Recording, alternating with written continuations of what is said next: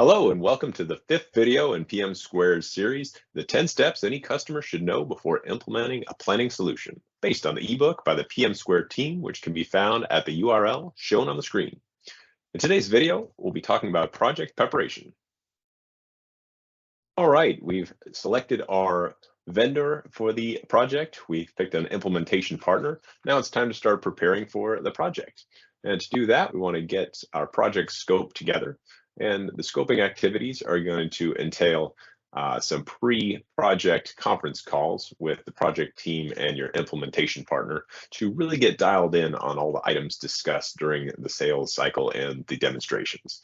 You want to know exactly what is in scope of the project and all the fine details of each objective, what is out of scope, and of course, what everything's going to cost. So getting a few conference calls together between both parties is going to be very helpful in getting this dialed in.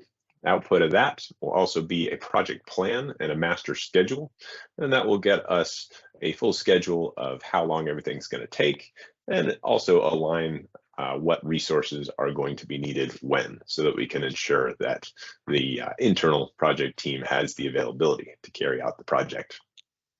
Finally, a schematic diagram can always be helpful because a lot of folks out there are visual learners, and getting everything on paper from a data architecture standpoint and a data flow perspective helps us get heads nodding that we're all in agreement of the proposed solution. Moving on, project methodology. So we want to select a project methodology that fits best with our team as well as the implementation partner. If we've done several projects like this in the past, the internal team should go ahead and suggest what methodology should be used. Of course, the implementation partner might have their own preference, but if you have something that agrees internally, go with that. Some examples being agile, waterfall, and hybrid solutions. And so a lot of different ways we can go in terms of the methodology selection. In addition, we'll want to figure out project roles, get a project roster together of all the folks involved and what their responsibilities are going to be. We want to put together a communication plan so we know what needs to be escalated where during the project, issue resolution, if there should be any risks that come up that need to be mitigated and who needs to be communicated with. And of course, change management, not only just communicating to the client party as a whole to communicate changes and upcoming launch dates, but also any scope changes within the project. We'll want to document those and communicate that with the appropriate parties so it doesn't affect scope. All right, client preparation, some items that we want to focus on the client side of things. Training, the project team involved, always good to get them trained up on the software. So if they've never seen it before, it can be very helpful to have them spend 2 to 4 days in a training course. And that way, when they get into requirements discussions with the implementation partner, everybody's speaking with the same terminology, can help things go a lot smoother and communication a lot more efficient. So that's a good first step, was the training. Next, software installation. If you're going with an on-premise installation, you will want to have the servers available. So the IT team needs to be involved to get those provisioned in time. That can be a lengthy process that could end up being a bottleneck.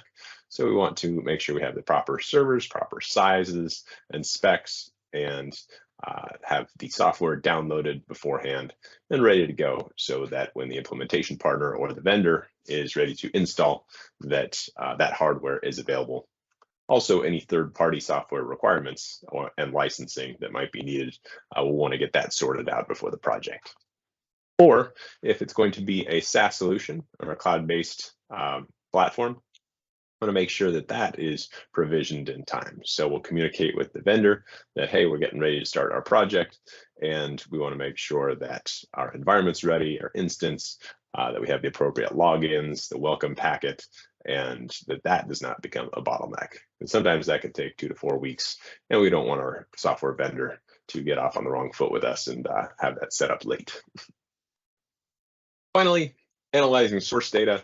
We want to make sure that we have good data quality heading into our project. This is often the biggest risk of any software project, is poor or disorganized data. And so we are going to want to get ahead of that before the project starts. First off, we go ahead and prepare by analyzing all the different data types out there. A budgeting and forecasting project usually involves comparing side by side with actuals data. And maybe that actuals data is coming from finance, HR, manufacturing, sales, and any other parts of the company. It can be organized in different data organization platforms, database management systems, SQL tables, even some offline files within Excel.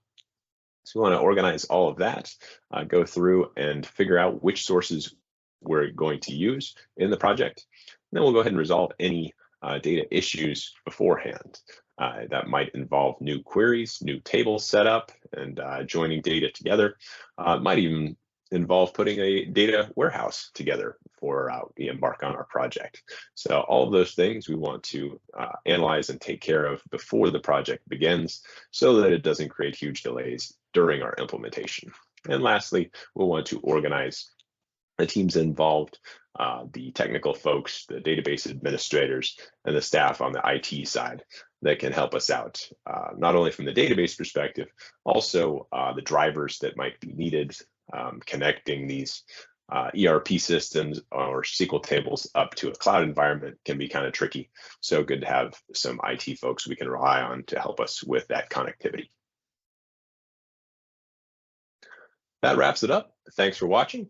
If you got value from this, be sure and like and subscribe to our PM Square YouTube channel, share with a colleague, and be sure and read our ebook.